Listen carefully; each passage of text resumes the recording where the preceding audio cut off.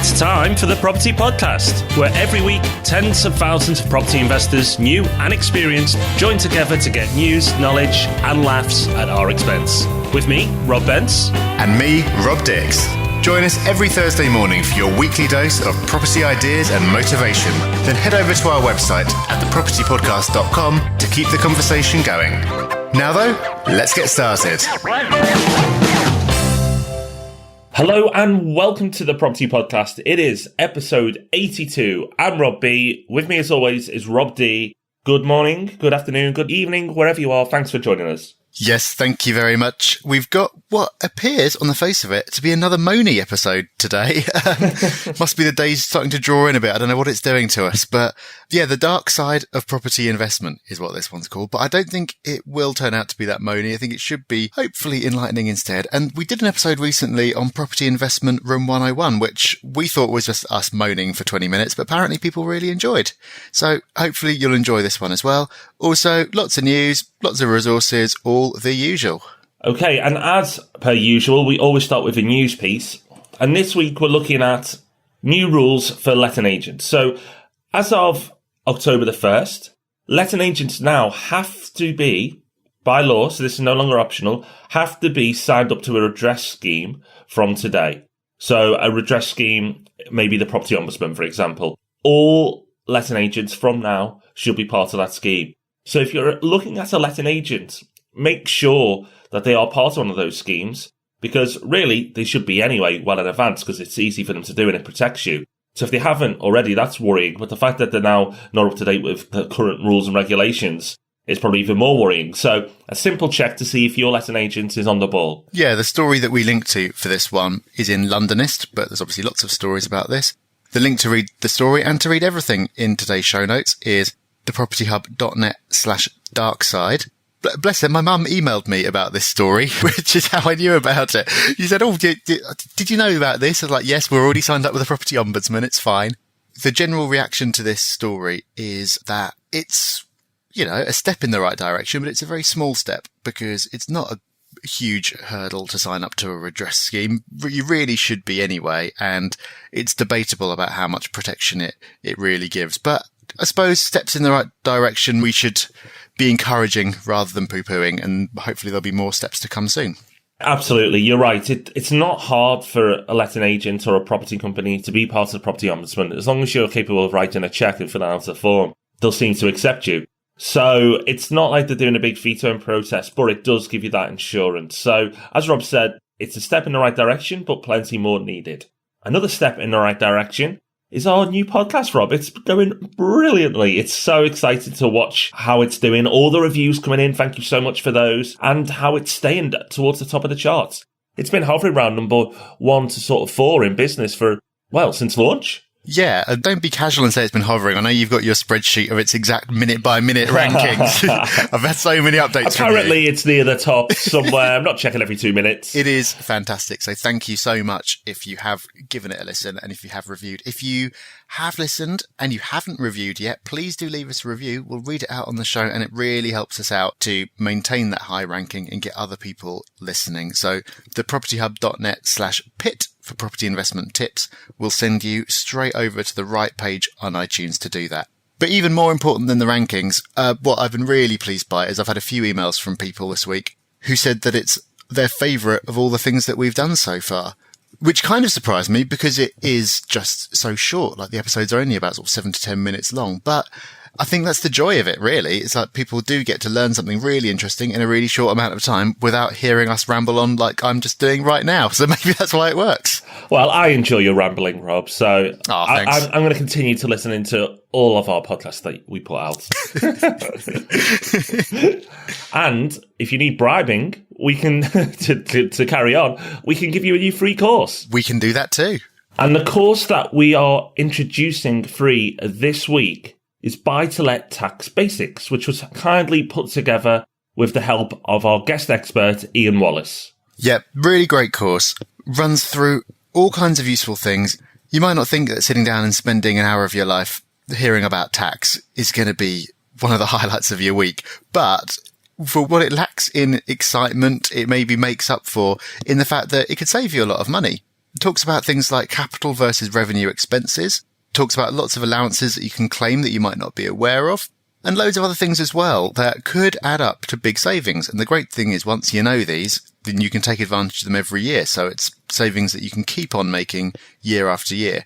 So either things that you can take advantage of yourself, or that you can test out your accountant on if they're not a property specialist, and make sure that they are claiming these things for you. Completely free. What have you got to lose? The link is going to be in the show notes, which again are at thepropertyhub.net/darkside. And talking of the dark side, let's get into our main topic of the week. As we said, we've kindly used creative license from Pat Flynn. So thank you, Pat, from the Smart Passive Income podcast. It sounds very dramatic. We might not be as dramatic as the title sounds, but there's going to be plenty of useful information, Rob. Yeah, there is. So the idea of this is that, we love property. We obviously love property. With his now episode 82, we've now got between us 4 podcasts about it, a couple of books, and goodness knows what else. Property is awesome. But there are plenty of things going on under the surface which are not quite so awesome. And so by going through those today, it's hopefully going to make you aware of some of the things that are out there that you need to be careful of, because there are a lot of people who do very well in property, and there are a smaller number of people, but still very significant, who have really bad experiences. So as a listener of the Property Podcast, we want to make sure that you don't have any bad experiences. And so through the medium of complaining about stuff, we're going to help you out. We are. Okay. So first one, free courses. Now, wait a minute. We've just given away Hang on. a course for free. But let me explain. This is not free content that we've previously charged for and now are giving away free. These are the courses that you'll see advertised across the internet, and now increasingly worryingly in the newspapers. Now, these newspapers are carrying half-page, full-page spreads even of these fantastic courses where you're going to go along for 2-3 hours, get a load of free property education, and go home all the happier. Big promises made, big claims made, looks very, very slick, but what really happens? Well, first of all, they clearly hide from you the real agenda, and they teach you very little. And the real agenda is, it's not 2 to 3 hours of education, it's 2 to 3 hours of being sold to in a very, very effective way. What they will do is they will hype you up, get you excited about all the big possibilities that property can bring you, and then sell you, often at this point, a weekend course. And it's normally several £100s at this point. But it doesn't end there, because that course is actually just a stepping stone, normally, in most cases, to then even more expensive courses.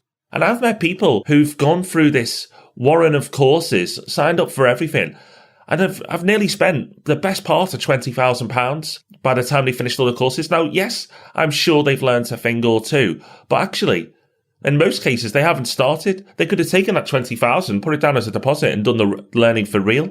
And I've always said, and I know Rob repeats it too, that the real learning in property starts when you actually invest. You can read all the books, go all the courses, contribute in all the forums, but the real learning will take place when you actually start investing. And what really bugs me about these courses is they're not upfront about their agenda. They throw big promises out, and it's just a slick sales pitch. And to give you an example, I know of one course, and they looked like they were trying to help you, and what they would do is they'd get you to get your credit cards out and teach you effective tricks to get your credit limit increased, which does sound interesting. But the reason why they did that was not to help you get a higher credit rating for the benefit of it. It was then to know how much money you had to spend. Very, very sneaky, very crafty, and that's why it's at the first point on our dark side of property investment list. Yeah, so you think, how could education be part of the dark side? But the answer is, it's not really education. It's really just sales and marketing. It's the same in any industry where there's money to be made. So you get all these seminars about learning to trade currencies and things like that. And the way that they're marketed and the way that the content is presented is all very, very similar. It's like you could plug in property, you could plug in trading, you could plug in anything else. And it's all pretty much the same because it's all just designed to extract money from people. But of course, it's worth saying that there are lots of absolutely brilliant courses you can go on where you can learn real knowledge that you can go away and apply with no upsells, no strings attached. There's loads of fantastic stuff, and it shouldn't be thrown in with any of these kind of more marketing driven things. But even then, you do get course junkies, which I think is another part of the dark side, which is where people will just go on every course. They can be perfectly good courses, but they can just go on all of them. They never apply anything. And for one reason or another, they just bounce from course to course to course, as Rob said, spending thousands, but never putting it into action for whatever reason, like some kind of fear or something. And it's just a really weird experience when you bump into one of these people, because they can tell you in theory how absolutely everything works, but then it turns out they haven't actually done it. I don't know what the cause of it is, but I think it's something to be aware of, because as Rob has already said, the real learning starts when you start doing. Okay, so the next part of the dark side is dodgy letting agents. So we've touched on this before in the news story. So we talked about how letting agents now have to be part of a redress scheme. But that really isn't saying that much. And we've had a couple of people post in the Property Hub recently about problems that they're having with their letting agent and asking for advice. Because, for example, the agent has been collecting the rent off the tenant for 6 months, but hasn't passed it over to the landlord. Or even just like they're being evasive about statements and things like that. And it is just absolutely shocking, some of the things that go on. And with yellow lettings, we're not perfect. We get things wrong. We've had to apologise for some things where we have screwed up.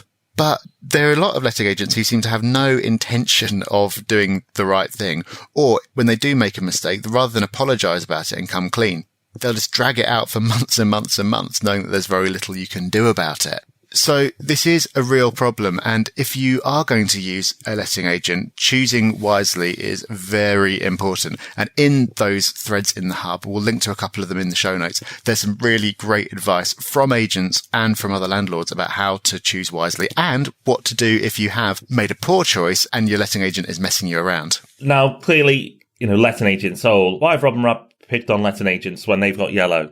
You could say that, but go to the hub. See for yourself. Unfortunately, these practices do exist, and the whole point of us starting yellow lettings was to solve a problem. Yes, there are some good letting agents out there, but there are plenty of bad ones. What experiences show me is letting agents are very good at getting your property let. There's no doubt about it. They're good at the sales, but they're poor at the detail, and that's where they let you down with the management. So if you're just looking to get let only, then maybe these people can perform. But once they've got your tenant in, often the service levels will fall off a cliff. Not always, but it seems to be more often than not, unfortunately. Localised agents, not too bad at the sales part, not so great on the detail and the service, which is probably the most important part to a property investor because your time is so important. Okay, dodgy letting agents, don't let you think we finished there.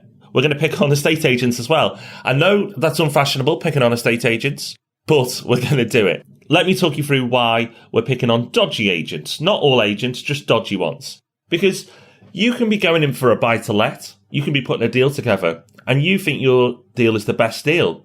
You've offered the best price, you can move quickly, but the deal didn't happen, it didn't work out. Why?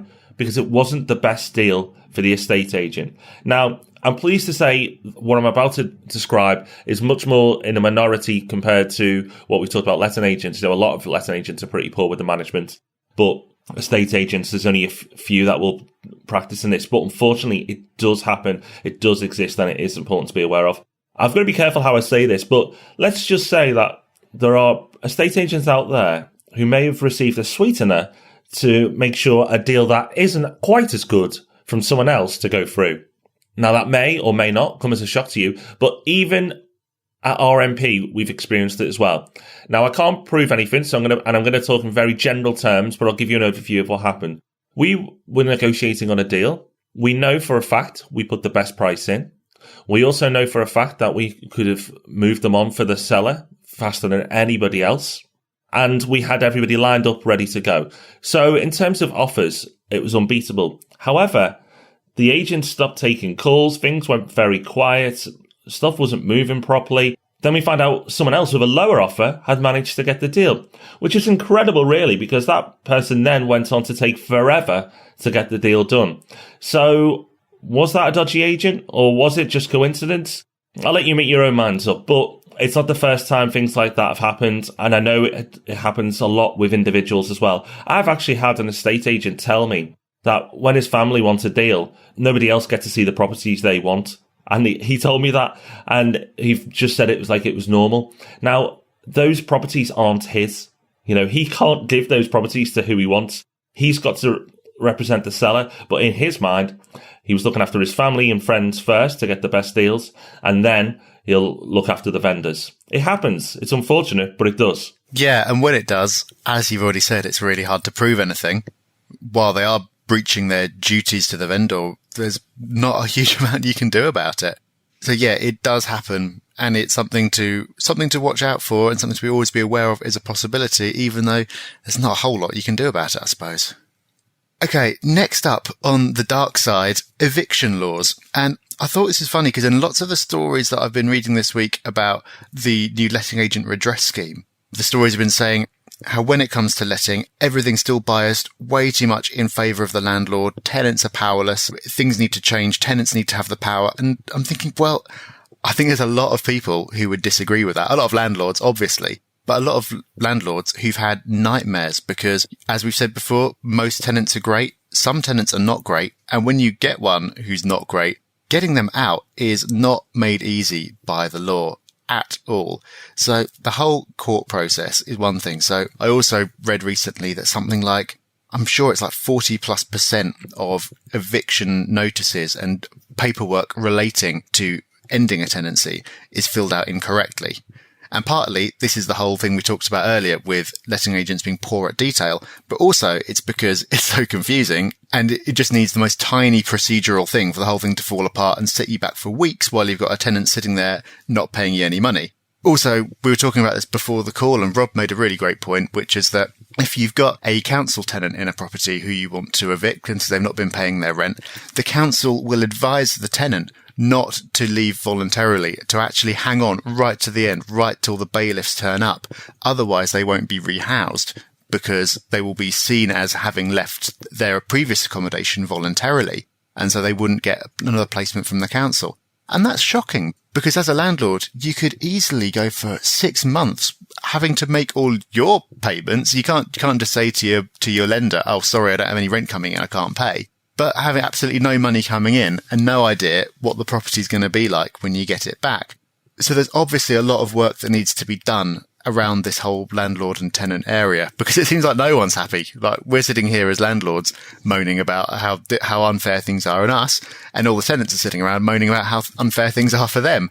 But either way, like if you read certain things, it sounds like you're almost certain to get a bad tenant. You're not. You're unlikely to get a bad tenant, but you need to be aware, I think, of the possibility of that happening and knowing what the worst case could be. You do. And yeah, the council one really does wind me up. I just can't believe that's even done. And they're not even secretive about it as well. You know, they're very open about what they're revising. And it's just like, wow, I can't believe you're actually doing that. It's just unbelievable. But this will turn into a ramble of anger rather than a useful episode. So let's move on to something else you should be aware of. And that's stubborn and slow solicitors. They ruin your deals and cost you money. Be very careful on the solicitor you use for your conveyancing process. Because at RMP now, we've got a small panel of solicitors that we've taken a long time to curate and put together because we've learned the hard way by kissing a lot of frogs. It's very frustrating. Let me give you some examples. Solicitors who will take on a deal and then you'll never hear from them again. And then you call them up and they're like, oh, yeah, I'll move that forward. The amount of times I've had to advise people that their solicitor is slowing them down. And when they've called them, they found they've done nothing at all. Oh, I was waiting for something. They've not chased it up. They were just waiting. If you're getting a buy-to-let deal and you've done well with negotiating, the chances are you need to move quickly. Having a slow solicitor can kill that deal. So be very careful when you pick a solicitor. Ask for a referral. If you want a referral from me at RMP, you don't have to work with RMP. I'm more than happy to let you know of the solicitors we like. Just drop me an email and I'll send you some recommendations. But also beware of stubborn ones as well. Now, this is hard to assess. And really, you're going to probably have to, again, go through a recommendation or reviews to find one that is good and won't be susceptible to this bad habit. But stubborn solicitors. They will sometimes get into contract wranglings with the other seller's solicitor. Now, if the seller's solicitor's a bad solicitor, it could make the process, really painful. But if your solicitor is equally as bad, then it can become a nightmare. And I've seen before where solicitors have had an ego off over the smallest terms, and deals have collapsed because solicitors either side weren't prepared to compromise. And it's not been over something big, something very fundamental that has to be covered. I've often seen it for the smallest, silliest things. And we've either had to change solicitors, we're going back a long way now, but change solicitors, or we've lost the deal. And that is so frustrating. It's unbelievable. So beware of stubborn and slow solicitors. They do exist. So make sure you do your research, try and look at reviews, better still get a referral. There's plenty of people on the Property Hub as well who I'm sure can recommend people if you ask. Get a referral of a solicitor, and then you stand a much better chance of not falling foul of those bad habits, which unfortunately do exist within a certain number of solicitors in this country. Yeah, and I think you put your finger on it with ego as well. Because I've seen some things where there'll be the tiniest disagreement about something, and your solicitor will just take it as the most massive personal affront of all time, and it can just go on forever. And it does seem like it's just about ego-driven point scoring, which is fine if that's how they want to live their life, fine, but not so fine when it's affecting your deal. So we have mostly been talking about the dark side in relation to other people and how other people can cause you problems. So we've talked about estate agents, letting agents, solicitors, tenants, course providers. Is there anyone we haven't picked on so far in the last 20 minutes? But there's another dark side to it as well. And this is related to strategy and really panicking over your strategy. I get a lot of emails from people who've read one of my books or listened to the podcast or something, and they've come to the realization that property is for them. They're in a job, that job is fine, but they want to leave and do their own thing, or they know that their pension isn't going to be enough, they want to put something in place. They've realized that they need to take control of their financial future, and they see property as a way to do that. Great. But they really don't know how to go about doing it. They basically don't have a strategy, and they're aware that they don't have a strategy, which is brilliant because that's the first step to sorting it out. But they really just don't know which way to turn because there are so many different options, so many different ways of going about it. And you see so many examples of people being successful with all these different strategies, and they just don't know what to do. They've always got a finite amount of money, so they've either got a certain amount of savings or they've got a certain amount of equity in their home that they want to release, and they know that that's all the money that they've got. And how do they make the best use of that money? And I see people getting really, really stressed out about it. And I understand why. And it's a very easy situation to be in. And I don't think I've really got any answers to this. Rob, you might do, but I think it's just something to be aware of, that when you do start taking control of your financial life, it is stressful, and you do have to start taking responsibility and making decisions for yourself. And when you do that, you're always very aware that you could be taking the wrong decision, and it could be impacting on your future. It could be impacting on your family. So that's why people get really stressed out about this whole thing. I don't know, Rob, do you have any great ideas? It just seems to me like it's the inevitable dark side of taking responsibility. But ultimately, taking responsibility is essential. And so it's just something you've got to power through. It is. However, we've said it before, and it's worth repeating again, that most of this is a mental game, and most of it will exist and happen leading up to your first investment. Once you've invested, most of those worries will go away, because a lot of it is to do with what ifs. And once you get rid of a lot of what ifs by executing a strategy, then a lot of the worries disappear. Maybe not all of them, but certainly a lot of them. The other thing is, I've said it already, strategy. Don't just plow in, saying you want to, achieve a certain level of financial freedom or whatever it may be your motivation is. Set your goals, tangible ones, and lay out a strategy. We could probably call this the Property Strategy Podcast because we talk about strategy so much. But setting goals and strategy will make it a lot easier for when you go forward. And then once you're going forward, remember that the thought of doing it is a lot harder than doing it itself. For anybody who runs, sometimes when it's cold, it's dark, especially winter, the thought of going running is horrendous. But actually, when you're on the run, it's not too bad at all. The thought of it was a lot worse than the actual run itself. It's the same with property. It's the same with a lot of things. Just remember that when you start. It may seem big, intimidating, and scary, but trust us. Once you lay out a plan, once you lay out a strategy, and then you start executing that strategy, it becomes easier by the day. Yeah, absolutely. So there you go. The dark side of property investment. We promise not to complain about anything for at least another few weeks now. But hopefully you'll have found that useful, because when you know the dark side is there, you're one step closer to avoiding it. And I feel like there's got to be a Star Wars joke in here somewhere, but I've never watched Star Wars, so I'm not in a position to make it. I'm sure I will find something awful by the end of the show, so just bear with me. For now, though, shall we move on to the resource of the week? Let's do it. Okay, so this week's resource is recordit.co. Link in the show notes, of course. And this is a tool for recording screencasts really easily.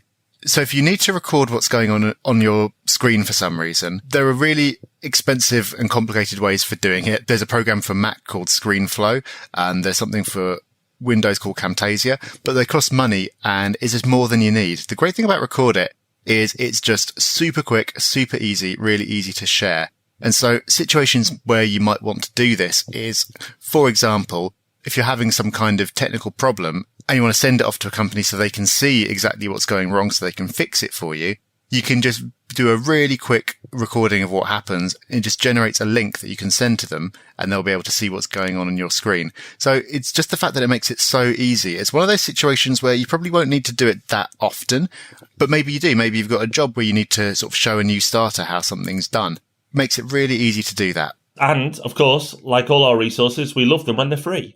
So it's really simple, really easy to use. We've recommended Awesome Screenshot before as well. This goes really well with this. So check out Awesome Screenshot again if you missed that one, and check out recordit.co. Okay, so before we let you know what's coming up next week, let's jump into our reviews, and thank you so much to the following. Said999 says, The Business, 5 stars. The podcast is a brilliant, practical and informative and easy to follow guide to property investment. After reading Rich Dad Poor Dad, this is a natural, continuous flow to keep me motivated. I'm about to buy my first buy-to-let and this podcast gives me all I need to know.